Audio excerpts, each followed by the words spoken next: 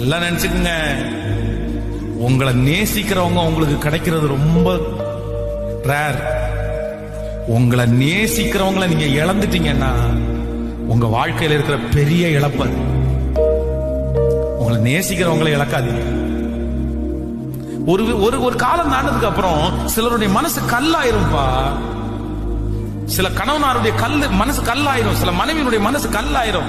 இவருக்கு எவ்வளவு செஞ்சாலும் அப்படிதான், இவருக்கு எவ்வளவு செஞ்சாலும் அந்த மாதிரி ஒரு கல்லாக்கிட்டாங்கன்னா அதுக்கப்புறம் கஷ்டம் பிரதர், கஷ்டம் சிஸ்டர். எதுக்கு நீங்க கோவப்படுறீங்க சொல்லுங்க? எதுக்கு கோவப்படுறீங்க? ஒரு ஹோட்டல்ல போய் உட்கார்ந்து 5 நிமிஷம் லேட்டான கோவம் வருது? இல்ல இல்ல. ரோட்ல போகும்போது பசிக்குது, ஒரு சாக்லேட் வாங்கி வாயில போட்டு போறீங்க, இல்ல அதே வீட்டுல வரும்போது உடைக்கிறீங்களா, அந்த அளவு உங்களுக்கு கோவம் வருதா? மிஞ்சும் கோவத்தை அக்கிரமமா கோவப்படக்கூடாது பிரதர், அனாவசியமா கோவப்படாது.